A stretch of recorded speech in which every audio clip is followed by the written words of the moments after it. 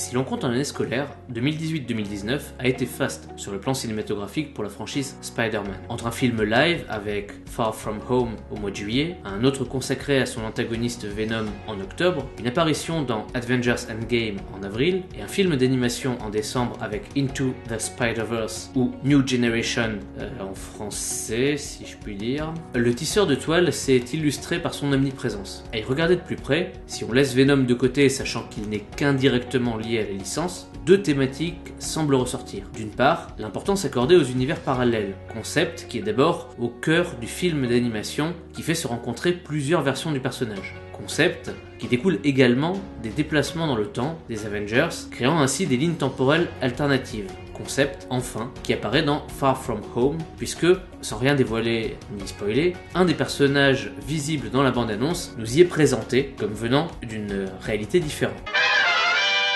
Le deuxième point identifiable est l'influence du personnage de Miles Morales, alias le nouvel Ultimate Spider-Man dans les comics. Cette influence est visible bien sûr dans New Generation, puisque Miles Morales en est le protagoniste principal, mais aussi dans les films live, et ce dès Homecoming, dans la mesure où des personnages secondaires, tels que Ned Leeds, sont inspirés de personnages de l'univers classique, mais adaptés en fonction de personnages qui sont issus de l'entourage de Miles Morales dans les comics. En l'occurrence, pour Ned Leeds, il s'agit de Gang Kelly. On pourrait alors rétorquer qu'une influence ne constitue pas une thématique. C'est cependant oublier le contexte politique dans lequel Miles est apparu pour la première fois dans les comics et les polémiques ou au contraire l'engouement que cela a pu générer. Nous étions en août 2011 dans le volume 4 d'Ultimate Comics Fallout et nous découvrions un jeune afro-américain porter le costume du tisseur en lieu et place d'un Peter Parker de l'univers Ultimate décédé peu de temps avant des mains du Bouffon Vert. On était alors en plein premier mandat de Barack Obama à la Maison Blanche et cette information fit l'effet d'une bombe médiatique relayée un peu partout dans le monde, dans la presse, et critiquée de façon virulente sur le sol américain par les conservateurs, comme le polémiste Glenn Beck, qui imaginait que Michelle Obama avait fait pression que le personnage ressemble à son mari, allant même jusqu'à tenir le président comme responsable indirect de la mort de Peter, dans une logique de grand remplacement. Infuser du Miles Morales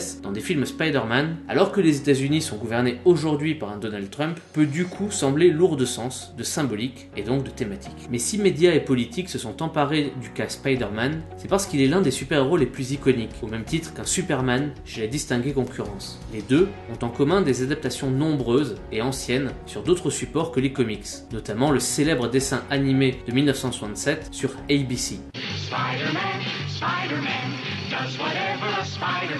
Ils arborent aussi les couleurs du drapeau des États-Unis sur leurs costumes, les rendant ainsi encore plus facilement identifiables à travers le monde et associables avec le pays tout entier. On a alors très vite la tentation de tirer de leur représentation des simplifications censées rendre compte de la manière de penser de la population du pays dans son ensemble à une époque donnée. C'est exactement ce qui s'est passé avec Miles Morales.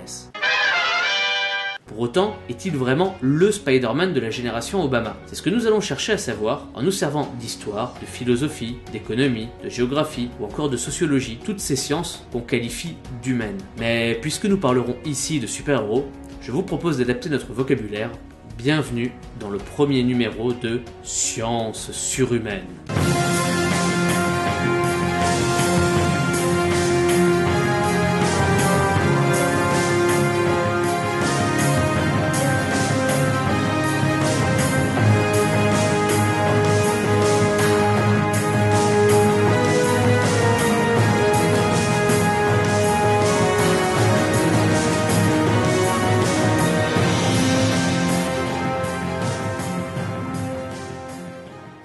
La première question à se poser, pour savoir si Miles Morales est bien ou pas le Spider-Man de la génération Obama, est déjà de savoir s'il existe réellement des générations au sein de ce comic book. Le terme de génération vient du latin genus, qui désigne la naissance ou l'origine, et en suivant, l'ensemble d'un groupe souvent familial, mais il peut aussi s'agir d'un peuple, exprimé dans ce cas par le mot au pluriel les gens. Le terme sert donc au départ à désigner une filiation et un degré de séparation ou de descendance dans celle-ci. Par exemple, il y a deux générations du grand-père au petit-fils. Par extension, le terme a été utilisé ensuite pour évoquer l'espace de temps séparant chaque degré de filiation et au bout du compte, l'ensemble des populations vivant sur une même période et d'une même tranche d'âge. Si l'on en revient aux comics, certes, le personnage de Spider-Man ayant fait sa première apparition en août 1962 dans le volume 15 d'Amazing Fantasy, ce qui explique au passage qu'il soit rebaptisé par la suite non pas juste Spider-Man mais The Amazing Spider-Man, il paraît évident qu'il a été lu par plusieurs générations de lecteurs. C'est d'ailleurs tout aussi vrai pour la version Ultimate du titre qui est née en octobre 2000. Lorsque Miles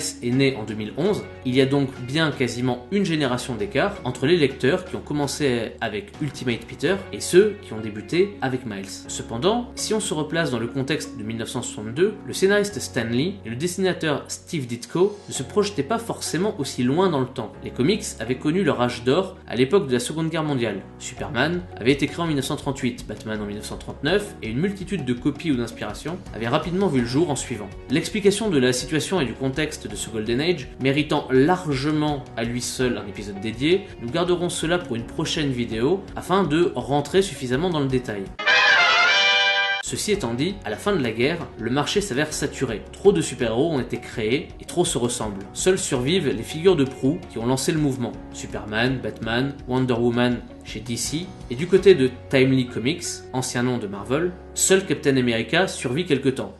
Ah oui, et au passage, je précise qu'il n'est pas nécessaire de venir me pourrir dans les commentaires parce que je dis Marvel. Combien de fois depuis que les films existent me suis-je fait reprendre de voler par des personnes affirmant « C'est Marvel avec EL, pas Marvel, M-A-R-V-U-E-L ». Pour rappel, on parle d'une entreprise américaine, donc avec une prononciation à l'anglo-saxonne. Si l'on voulait être très précis, nous devrions dire Marvel. Pour éviter de surjouer l'accent à chaque fois, cela restera Marvel. Donc soyez indulgents et essayez d'éviter de faire la police de la morale dans les commentaires, sinon je me rechargerai de vous rappeler que, de la même manière, les noms originaux ne sont pas Spider-Man, mais Spider-Man, ou encore Hulk et non Hulk, comme on l'entend trop souvent. Merci.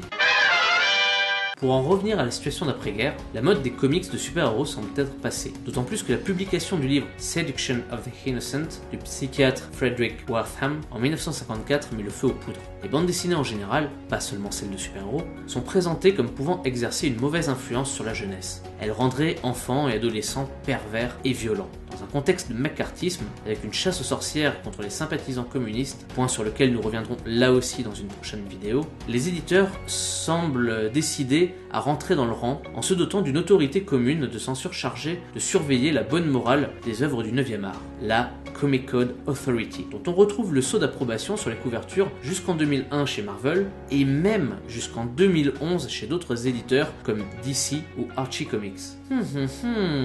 2011, tiens, y aurait-il une certaine logique là derrière ?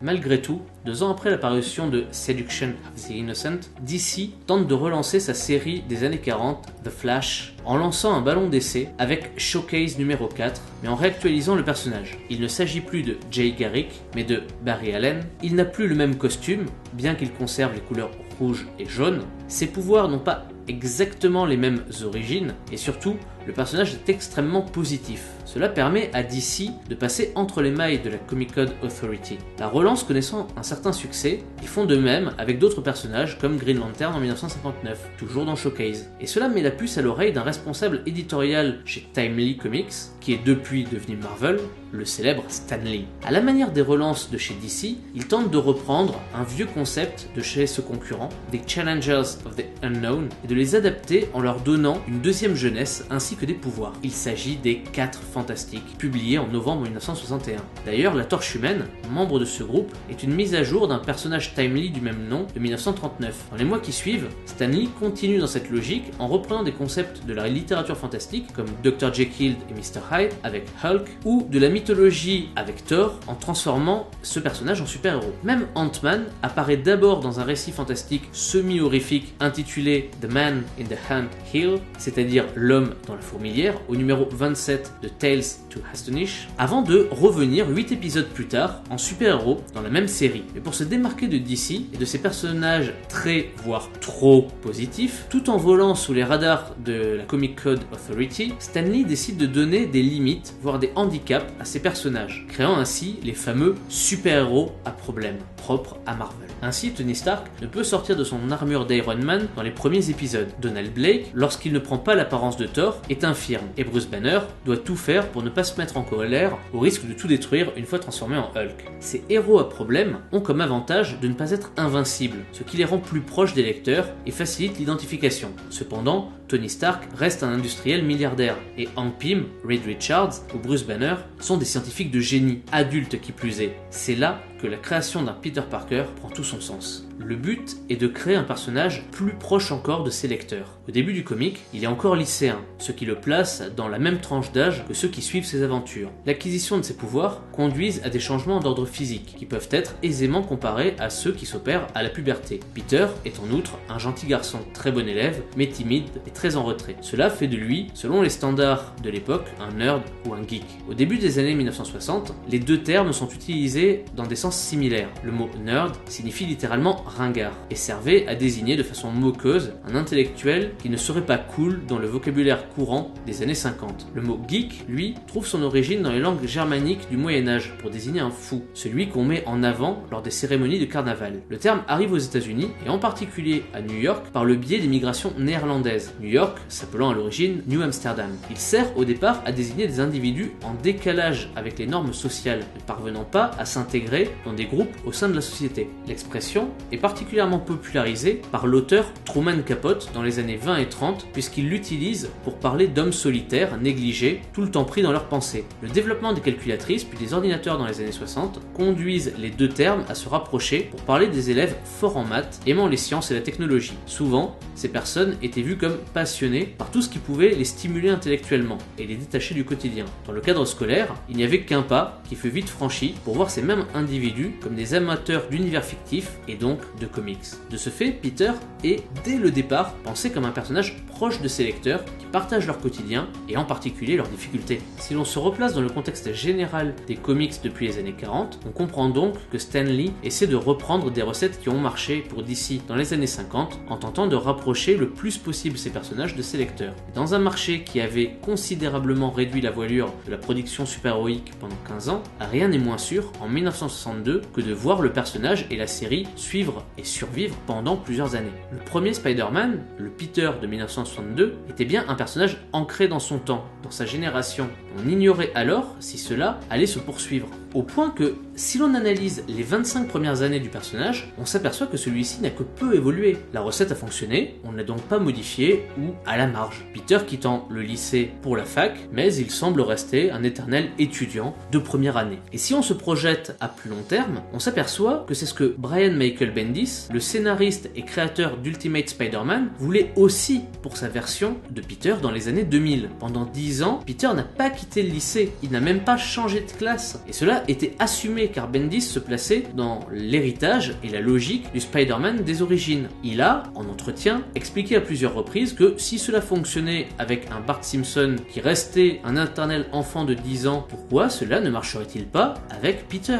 Bendis pousse d'ailleurs tellement loin la référence aux Simpsons que dans les premiers tomes d'Ultimate Spider-Man et d'Ultimate Marvel Team-Up, il fait intervenir le personnage de Patsy Walker en tant que présentatrice de vidéos à la manière d'un Troy McClure afin d'assumer un écart vis-à-vis du réalisme dans cet univers. À vrai dire, en octobre 2000, lorsqu'est lancée la série, rien ne permet là non plus de lui imaginer une certaine longévité. La firme Marvel Entertainment Incorporated sort d'une période difficile durant laquelle elle s'est retrouvée au bord de la faillite suite à sa fusion avec le fabricant de jouets Toy Biz. Son nouveau président, Bill Gemaz, cherche à toucher un nouveau public et décide de lancer une gamme en repartant à zéro, supprimant ainsi toute la sacro-sainte continuité autour de ces figures tutélaires qu'étaient Spider-Man et les X-Men. À l'image des membres du studio Squaresoft dans les années 80 qui avaient produit leur fantasy finale, le fameux Final Fantasy, avant un probable dépôt de bilan qui finalement n'a pas eu lieu, J-Maz veut se donner une ultime chance avec ses comics de la gamme Ultimate. Dans les deux cas, en 1962 comme en 2000, rien ne pouvait donc laisser présager qu'une génération suivante pour Spider-Man existerait bel et bien. Pour autant, le poids de la continuité invoquée par J-Maz pour justifier les séries Ultimate est un élément décisif pour dire qu'il y a bien eu plusieurs générations de Spider-Man, au moins entre 62 et 2000. Si de sa création jusqu'au milieu des années 80, Peter est resté le même jeune homme dans le comic The Amazing Spider-Man, il a pourtant vécu d'innombrables aventures contre presque autant d'adversaires et certains événements, comme la mort de son premier amour Gwen Stacy, l'ont profondément marqué. Les auteurs, comme les lecteurs, ne peuvent faire abstraction de tout cela et, comme dit précédemment, cela pèse très lourd pour tout nouveau lecteur qui souhaiterait se lancer dans l'histoire en plein milieu. À partir de cette période, assez régulièrement, Marvel et ses scénaristes vont chercher des moyens de faire fi de ces contraintes pour rendre la série plus attractive à un nouveau public. C'est un enjeu d'autant plus important qu'en 1985, deux œuvres hors continuité de chez DC viennent bouleverser le marché et donc l'industrie. Ce sont Watchmen d'Alan Moore et Dave Gibbons et The Dark Knight Returns de Frank Miller. Pour des raisons différentes, les deux séries limitées présentent une vision plus sombre et plus mature des super-héros, mais qui interrogent aussi leur place dans la société. L'ensemble de l'industrie retient surtout, de façon un peu biaisée, que désormais, le public veut voir des personnages plus badass, davantage anti-héros que super-héros. Marvel profite donc de leur premier grand crossover, c'est-à-dire une rencontre entre personnages de différentes séries, intitulée Les Guerres Secrètes, pour apporter des changements dès 1985,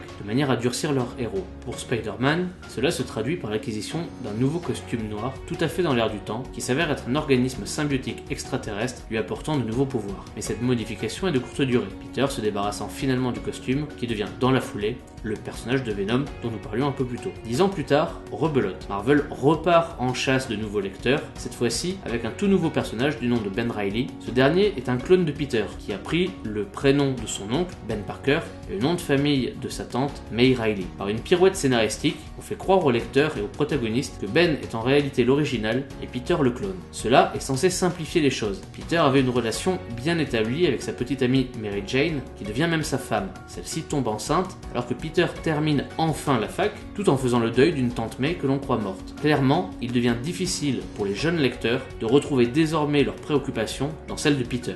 Ben, au contraire, a vivoté jusqu'ici. Il n'a pas de métier fixe, il a des difficultés à joindre les deux bouts, il est célibataire, et s'il lui est arrivé d'exercer ponctuellement une activité de super-héros sous le nom de Scarlet Spider, il n'a clairement pas l'expérience d'un Peter. Ce personnage permet donc une sorte de reboot, tout en conservant des fondamentaux établis depuis des décennies et un visage identique et familier. Cependant, là encore, il est difficile pour l'entreprise Marvel de dire adieu à l'un des personnages les plus emblématiques, et Peter finit par revenir, confirmé dans son statut d'original, tandis que Ben décède. Cette période, surnommée par la suite la saga du clone, a finalement duré 2 ans, de 1994 à 1996, pour en revenir à un statu quo. À ceci près que les nouveaux lecteurs ont eu beaucoup de mal à rentrer dedans, pendant que les anciens, eux, ont commencé à déserter. Cette remise à zéro a donc été totalement contre-productive. En 2008, Marvel joue à nouveau la carte du reboot, suite au crossover Civil War. Tante May décède encore une fois, et Peter passe un pacte avec le démon Mephisto pour qu'il empêche cet événement. Ce dernier n'accepte qu'à la condition que Peter renonce à son amour et surtout à son mariage avec Mary Jane. Les lecteurs assidus ont crié au scandale, notamment parce qu'on partait là dans le n'importe quoi total en fait. Comme si Marvel ne cherchait même plus à trouver un vrai ressort scénaristique pour justifier un retour en arrière. Et effectivement, dans la foulée, Peter s'est retrouvé non seulement célibataire, mais aussi plus jeune, à nouveau semi-étudiant, semi-intérimaire. Des personnages décédés sont revenus d'entre les morts, comme son meilleur ami Harry Osborn, se trouvant être aussi le fils de son pire ennemi, le Bouffon Vert. Rien que ça. Tante May, qui connaissait l'identité secrète de Peter, est frappée d'amnésie, ce qui conduit le héros à devoir cacher son activité super-héroïque à son entourage, comme du temps des années 70. en réalité. Cette relance du titre, appelée Brand New Day, est finalement plus un retour en arrière de 30 ans, malgré l'introduction de nouveaux ennemis comme Mr. Negative. Même les pouvoirs de Peter, qui avaient connu quelques modifications au fil du temps, redeviennent exactement ce qu'ils étaient auparavant. La dernière tentative de réactualisation du personnage s'est produite entre décembre 2012 et mars 2014, avec Superior Spider-Man. Le Docteur Octopus, victime d'un cancer, trouve une solution pour transférer son esprit dans le corps de Peter, et inversement, juste avant de décéder. Pendant un peu plus d'un an que dure la série, Otto Octavius cherche à prouver qu'il est meilleur en tout point que Peter, y compris dans l'activité de super-héros, qu'il déteste pourtant. L'intérêt du procédé est de faire découvrir facilement l'univers du tisseur à des lecteurs ne le connaissant pas, puisque Otto a conservé ses propres souvenirs, mais pas ceux de Peter. Il doit donc se mettre à jour sur des points de continuité. Au final, on s'aperçoit donc qu'il y a bien eu des générations différentes de Spider-Man, correspondant à des générations différentes de lecteurs, qu'il s'agissait en fait d'attirer dans le giron de la firme, suivant des logiques mercantiles d'offres et surtout de demandes. Les lecteurs demandent des super-héros dark ? On leur offre le costume noir. Ils ont plébiscité la trilogie de Sam Raimi ? On leur propose un personnage y correspondant, dans les grandes lignes au moins, et revenant aux sources avec Brand New Day. S'il y a des logiques artistiques à l'œuvre, comme nous le verrons à propos de Miles Morales, il ne faut pas négliger le fait que Marvel reste une entreprise privée, avec diverses branches regroupant de la publication évidemment, mais aussi de la production de jouets ou de films. C'est donc avant tout une industrie qui suit aussi des logiques de marché. Et il faut, dans la mesure du possible, penser les choses globalement. Quelqu'un qui a aimé les films va potentiellement acheter les comics. Quelqu'un qui suit les comics va potentiellement acheter les figurines. Le consommateur doit donc pouvoir facilement s'y retrouver. Et lorsque vous avez une bande dessinée qui dure depuis bientôt 60 ans, on peut vite perdre pied, et cela devient désincitatif. Les générations sont donc là pour permettre une réactualisation, une réappropriation, et finalement un droit d'inventaire. Cependant, comme il ne faut pas perdre non plus les consommateurs assidus, qui peuvent apprécier quelques changements pour éviter les routines, tout en conservant leurs repères, ces réactualisations ne doivent pas être trop définitives.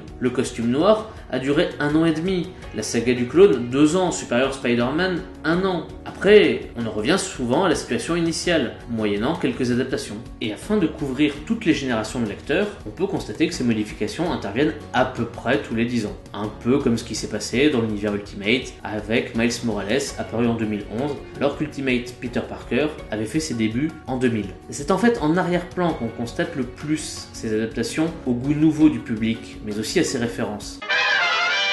Ainsi, si l'on s'en tient à l'apparition des pouvoirs de Spidey ou à leur modification, on constate qu'elle décrit souvent des angoisses partagées dans la société à l'époque vis-à-vis des avancées scientifiques en particulier. Dans les années 60, les créations de Stan Lee partageaient largement comme point commun une origine liée à la radioactivité. Hulk apparaît suite à l'explosion d'une bombe gamma, les X-Men sont appelés les enfants de l'atome, les 4 fantastiques sont frappés par des rayons cosmiques, et Spider-Man acquiert ses pouvoirs suite à une morsure par une araignée radioactive qui, clairement, aurait dû mourir instantanément, voire rendre malade Peter. On est alors dans un contexte de guerre froide. L'URSS s'est doté d'une arme atomique fonctionnant au plutonium en 1949. Les États-Unis alors cherché à fabriquer une arme plus puissante, ce qui se traduit par la création de la bombe à hydrogène en 1952. Mais en 1961, l'URSS réplique par un essai en altitude à 13 km avec une bombe surnommée le Tsar et équipée de 57 mégatonnes d'hydrogène. C'est l'arme de destruction massive la plus énergétique jamais utilisée. La particularité de ces armes à hydrogène sont qu'elles dégagent des radiations par le biais de rayons. On a alors tôt fait de voir le lien avec les créations de Stan Lee. Cette crainte du nucléaire transparaît dans les héros Marvel des années 60. Par la suite, le même schéma reste applicable. La saga du clone prend place à une période où il était de notoriété publique que des chercheurs en génétique écossais de l'Institut Roslin travaillaient sur le clonage d'un mammifère. Si la saga se termine en mars 1996, au mois de juillet suivant, Dolly, la première brebis clonée, voit le jour. Dans les années qui suivent, les débats sont houleux autour des questions d'éthique concernant la modification du génome. Ultimate Spider-Man retranscrit ces débats puisque Peter obtient ses pouvoirs d'une araignée génétiquement modifiée à des fins militaires, apprend-on plus tard. En 2008, le CERN, ou CERN, c'est-à-dire l'Organisation Européenne pour la Recherche Nucléaire, met en service en Suisse le plus grand accélérateur de particules particules du monde, le grand collisionneur de Hadron. Les spéculations vont bon train sur la possibilité d'ouvrir des mini-trous noirs et génèrent des fantasmes sur la possibilité de créer des passages vers d'autres lieux dans l'univers suivant la théorie des cordes, voire même vers d'autres réalités, toujours avec des trous de verre. Cela se traduit presque immédiatement par le personnage de Mysterio dans les comics Ultimates, élément que l'on retrouve dans le film New Generation et expliquant ici les pouvoirs de Miles. Enfin, plus près de nous, l'expérience de transfert entre Peter et le Docteur Octopus se fait par le biais de machines et peut être apparentée à une forme de transhumanisme. D'ailleurs, dans sa manière de contrôler ses bras mécaniques avec lesquels il a fusionné, le Docteur Octopus est le meilleur représentant de ce mouvement dans les comics du tisseur. Devenu Superior Spider-Man, il adjoint des Spider-Arms, des bras araignées, sur son costume qui viennent conforter cette impression de transhumanisme. Comme mentionné un peu plus tôt, ce sont donc ces évolutions de fond, d'arrière-plan, qui permettent d'identifier le mieux les générations successives dans les comics Spider-Man. Et quel meilleur arrière-plan que celui de la ville de New York. Il fut dès le départ établi dans les cases d'Amazing Fantasy, puis d'Amazing Spider-Man, que Peter venait du Queens et y vivait, bien qu'il travaillait et étudiait dans Manhattan. Miles Morales, pour sa part, est originaire de Brooklyn. New York est constitué de 5 arrondissements ou boroughs. Manhattan, le Queens et Brooklyn donc, mais aussi le Bronx et Staten Island. Il convient donc de se demander si le choix de ces arrondissements et leurs évolutions font sens. Écoutons donc la façon dont le géographe français Gérard Dorel, professeur ayant occupé la chaire consacrée aux États-Unis à Paris 1, mais aussi chercheur à l'Université de Californie, décrivait New York dans l'ouvrage intitulé Amérique du Nord chez Belin en 1992. Pourquoi cet air si sérieux ? Le contraste est brutal entre le luxe des édifices privés et les espaces publics, souvent mal entretenus. Sortir d'un gratte-ciel ou du salon luxueux de l'hôtel, c'est être exposé à la ville et à ses risques. Sur les trottoirs défoncés, errent, surtout la nuit, les exclus de la société urbaine. L'extérieur devient synonyme d'insécurité, par opposition à l'intérieur confortable des immeubles. La population urbaine, centrale, change d'ailleurs rapidement entre le jour et la nuit. À 17h, sortent les cols blancs, progressivement remplacés par la population nocturne, beaucoup plus colorée, issue des ghettos voisins. Ce New York était celui des années 60, 70 et 80, celui justement dans lequel prennent place les premières décennies d'aventure de Spider-Man. On a donc affaire à un héros spécifiquement new-yorkais, qui travaille durant la journée et s'occupe d'arrêter des malfrats plutôt la nuit. Les immeubles sont le cadre parfait pour ces nombreuses acrobaties aériennes. Cependant, les loyers en ville étaient trop élevés, ou alors, dans les quelques quartiers de Manhattan où ils étaient abordables, comme Hell's Kitchen ou Harlem, on constatait des problèmes d'insécurité qui, certes, n'auraient sans doute pas effrayé Peter avec ses pouvoirs, mais qui auraient pu poser des problèmes à une personne âgée comme sa tante May. En 2003, dans un ouvrage publié par le CNED intitulé « La mégalopolis américaine », Gérard Dorel précisait les transformations qui étaient survenues durant les années 90.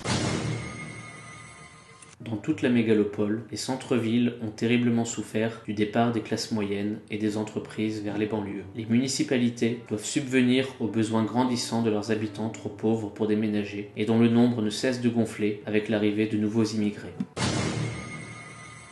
Les recensements effectués dans le Queens montrent effectivement un ralentissement de la croissance de la population entre 1960 et 1970, puis une baisse jusqu'en 1990. Dans le contexte des comics consacrés à Spider-Man, cela se traduit par un Peter et sa tante qui connaissent des difficultés à payer leur loyer et subvenir à leurs besoins, obligeant ainsi Peter à travailler en tant que photographe pour le journal le Daily Bugle, dirigé par un rédacteur en chef, J. Jonah Jameson, qui déteste son alter ego. Cependant, Peter ne parvient pas à décrocher un emploi stable, il est simplement pigiste, ce qui traduit cette tendance de la part des habitants du Queens à la difficulté. Pour assurer un revenu assez régulier, Peter trouve l'astuce de ne prendre que des photos montrant Spider-Man, c'est-à-dire lui-même, dans des postures menaçantes qui plairont à Jameson et qu'il est forcément le seul à pouvoir prendre d'assez près. Avec Miles Morales, on change de cadre et d'arrondissement. Ce n'est plus le Queens, mais Brooklyn. Outre un changement de quartier, c'est aussi à une nouvelle ère de l'urbanisme que l'on assiste. Reprenons l'ouvrage de Gérard Dorel sur la mégalopole.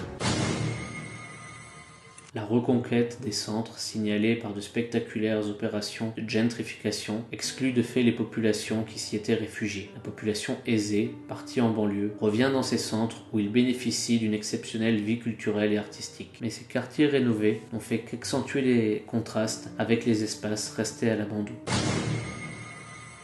On On retrouve cela dans l'attitude de Miles dans les premiers épisodes. Il est très attaché à son quartier, notamment aux communautés afro et latino qu'on peut y trouver, mais il a été retenu pour étudier dans une école privée très sélective, la Brooklyn Visions Academy. Là, il côtoie une population majoritairement très différente, composée surtout de WASP ou White Anglo-Saxons Protestants. Miles a du mal à admettre la transformation en cours de son quartier. Au final, il est indéniable qu'il existe bien des générations dans les comics Spider-Man, visibles à travers les personnages qui ont porté le costume et leurs différentes itérations, mais surtout à travers tout le cadre culturel, géographique ou social qui retranscrit assez fidèlement, mais par petites touches, les changements de paysage urbain, d'angoisse envers l'avenir ou de place des différents groupes et de relations entre eux. De ce fait, même si je m'interroge toujours sur le fait de traduire un titre en anglais par un autre titre en anglais mais différent, et il faut bien reconnaître que le choix de renommer Into the Spider-Verse en New Generation fait sens et se justifie. Cependant, s'il y a bien des générations, cela ne signifie pour autant pas forcément que Miles est obligatoirement le représentant de la génération Obama. À dire vrai, nous avons jusqu'ici surtout étudié les aspects historiques et géographiques. Il nous reste encore à faire appel à l'économie ou à la sociologie. Mais, puisque nous sommes dans une émission consacrée aux aventures super-héroïques, il serait malvenu de ne pas en reprendre les codes. Je vous propose du coup d'aborder tous ces points dans une seconde partie et je vous laisse sur votre faim, sur ce magnifique cliffhanger, en espérant vous retrouver dans le prochain épisode de Science surhumaine.